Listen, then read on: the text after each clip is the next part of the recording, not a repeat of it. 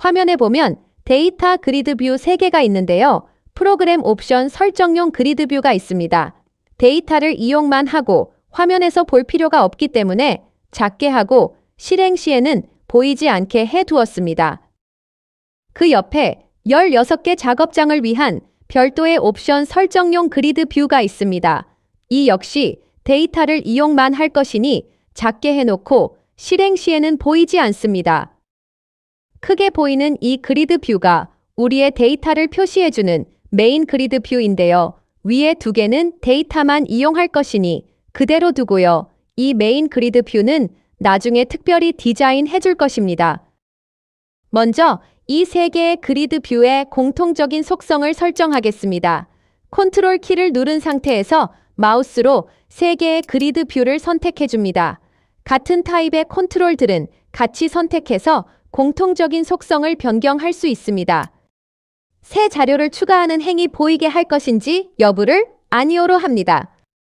자료의 입력은 매우 엄격하게 진행되므로 아무렇게나 입력되면 에러가 발생합니다. 외부에서 정확하게 입력시킬 도구들을 만들 것입니다. 따라서 자료의 추가도 일련의 과정을 거쳐 추가될 것입니다. 자료를 삭제할 수 있게 할 것인지 여부입니다만 데이터베이스에서는 자료를 삭제하지 않는 게 기본입니다. 엑셀처럼 마구 추가하고 마구 삭제하지 않습니다. 데이터는 한번 만들면 삭제되지 않고 사용하지 않는 데이터로 남아 있습니다. 네이버의 아이디는 삭제되는 게 아니라 휴면 계정이 되죠. 왜냐하면 그 아이디로 쓴 댓글이 남아 있을 테고 다른 곳에서도 흔적이 남아 있게 되기 때문에 삭제하면 곤란해지지요.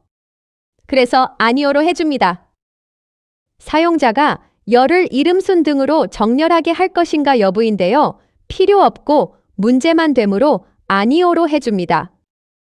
열 너비를 조정할 수 있게 하겠는지 여부인데요. 수시로 조정하면서 사용하면 편리함으로 Yes로 해줍니다.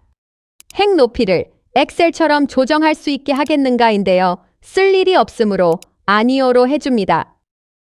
설정을 보면 열 폭을 조정하는 것 이외에는 모두 아니오입니다. 이 내용도 나중에 코딩으로 해줄 것입니다. 멀티 셀렉터는 반드시 아니오로 해야 합니다. 2행 이상 선택을 하게 하면 데이터 사용에 문제가 많이 있습니다. 매우 중요합니다.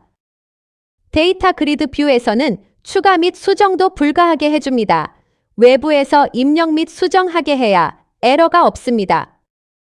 행 선택 헤더를 보이지 않게 합니다. 필요 없고 열 너비만 차지하므로 아니오로 합니다. 행을 선택할 때 셀이 아닌 행 전체가 선택되도록 하는 게 보기 좋습니다.